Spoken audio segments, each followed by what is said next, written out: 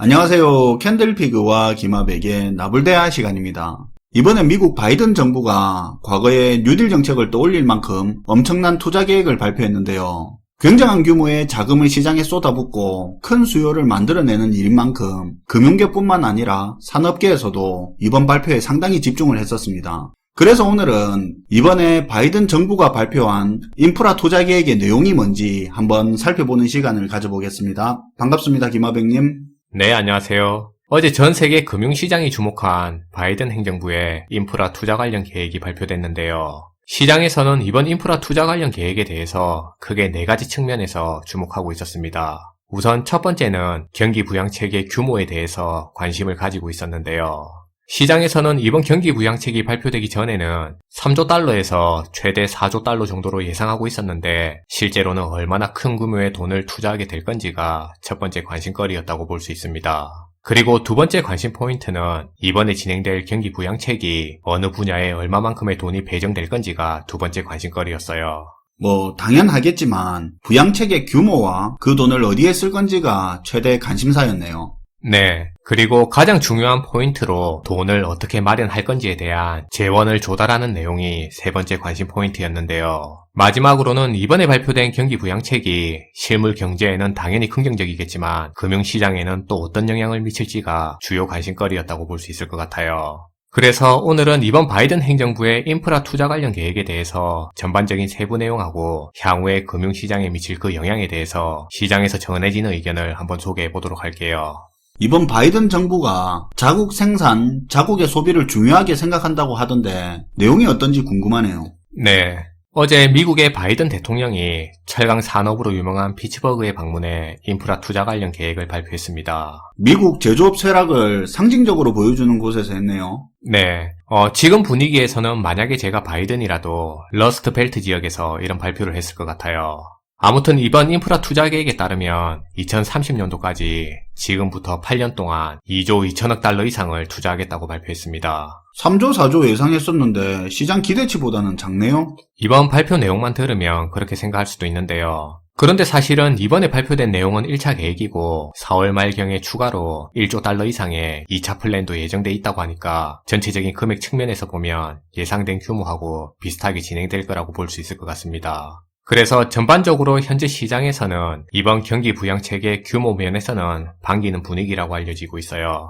그럼 3조 달러 이상이 투자되는 건 맞네요. 근데 그걸 어디에 쓸 거냐가 또 중요하겠죠. 그렇죠. 2조 2천억 달러가 넘는 경기 부양책이라는 돈이 어디에 쓰이냐가 중요할 수 있는 내용인데요. 전반적으로 이번에 발표된 내용이 인프라 투자를 중심으로 한 경기 부양책이 나왔다는 측면에서는 시장에서 예상했던 거하고 크게 다르지 않다는 게 일반적인 평가입니다. 돈이 투자되는 분야는 크게 5가지 분야로 나눠서 살펴볼 수 있는데요. 우선 첫 번째가 운송과 관련된 인프라 투자로 6,210억 달러가 투자될 예정입니다.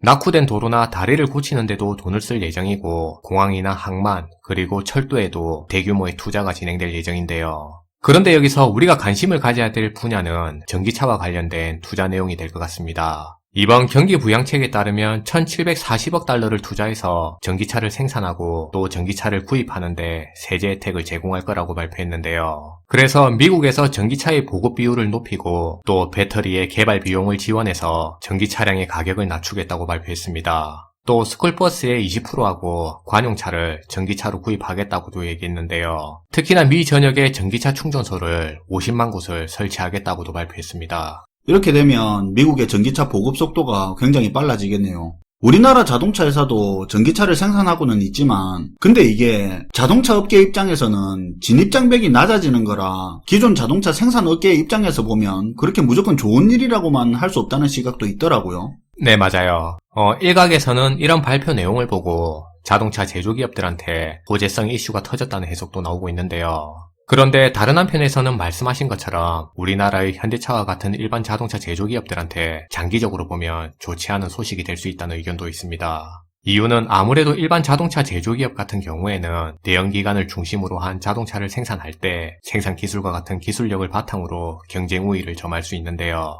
그런데 전기차 같은 경우는 내연기관만큼의 축적된 그런 기술력이 필요하지 않은 시장이다 보니까 최근에 애플이나 화웨이가 전기차 시장에 신규 진출을 모색하는 것처럼 대형 IT 기업들이 이번 경기 부양책을 계기로 시장 진입이 빨라질 수 있다는 해석이 나오고 있습니다. 그러니까 이번에 진행될 경기 부양책을 통해 전기차에 대한 대규모의 인프라 투자가 확대되게 되면서 기존의 진출을 노리고 있던 대형 IT 기업들이 전기차 시장으로 진입하는 속도를 더 빠르게 앞당기는 계기가 될 수 있다는 분석인데요. 결국 전기차 시장에서 대형 IT 기업들하고 일반 자동차 제조기업 간의 시장 경쟁이 앞당겨질 수 있다는 해석입니다. 미국이나 중국 같은 나라들이 전기차에 더 적극적일 수밖에 없는 게 그런 이유기는 하죠.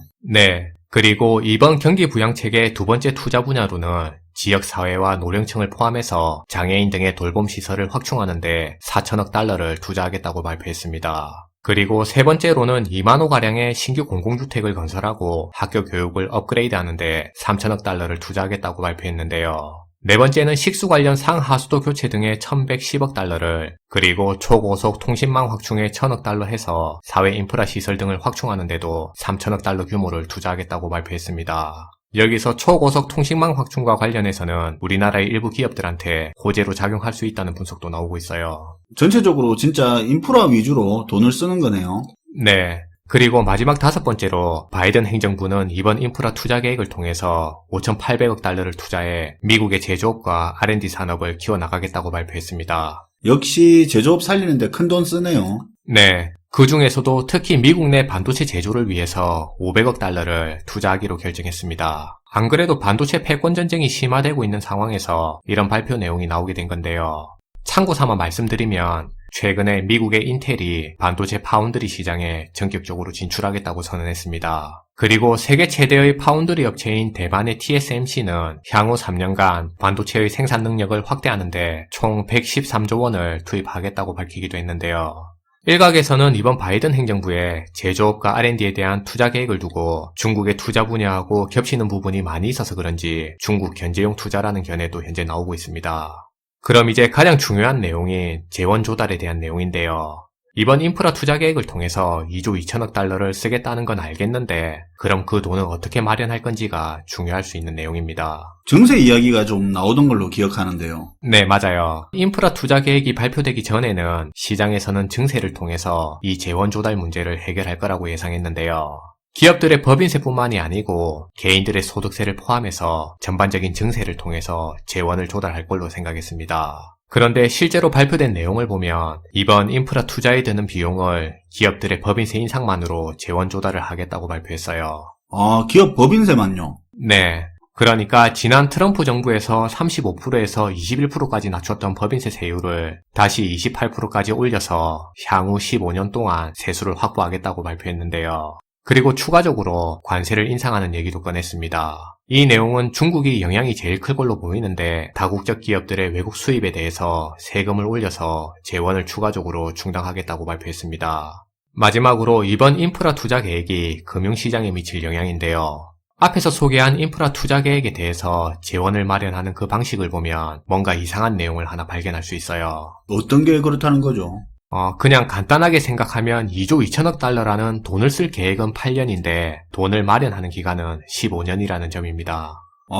비는 7년치만큼 돈을 미리 땡겨와야 되겠네요. 그렇죠. 근데 그게 사실 말이 좀 안 되는 부분인데요. 그렇다면 결국 이 말은 바이든 대통령이 증세를 통해서 재원을 마련할 거라고 말은 했지만 사실은 인프라 투자를 집행하는 과정에서 지금과 같은 국채 발행이 추가적으로 더 나올 수밖에 없다는 의미가 될 수 있는 거죠. 그럼 국채금리가 더 오를 가능성도 있겠네요. 네, 그게 지금 말하려는 포인트인데요. 그러니까 지금의 장기 국채 금리 상승이 더 진행될 수 있다는 의미가 될 수 있어요. 시장에서도 속도의 문제지 앞으로의 시장금리 상승은 불가피한 현상으로 이어질 거라는 의견이 많이 나오고 있습니다. 안 그래도 국채금리 상승이 이슈인데 이 내용이 금리 상승을 더 부추길 수도 있겠네요. 오늘도 잘 들었습니다, 김하백님.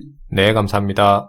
오늘은 어제 발표된 바이든 정부의 대규모 인프라 투자 계획의 내용에 대해서 살펴봤는데요. 전기차랑 반도체 내용에서도 알 수 있겠지만 미국은 자국 소비에 자국 생산품 비중을 늘리는데 많은 돈을 지출하기로 했습니다. 그걸로 제조업 일자리를 늘리는 거고요. 러스트벨트에서 이 계획을 발표한 상징적인 의미가 그거죠. 4차 산업혁명 시대로 갈수록 왜 제조업 일자리가 그렇게 중요한지 저희 채널에서도 지속적으로 강조하고 있는 부분인데요. 이번 내용을 통해서 미국판 국산품 애용하기 운동이 시작된 거나 다름없다는 부분을 기억하시면 좋을 것 같습니다. 시청해주셔서 감사하고요. 지금까지 나불대화 시간이었습니다.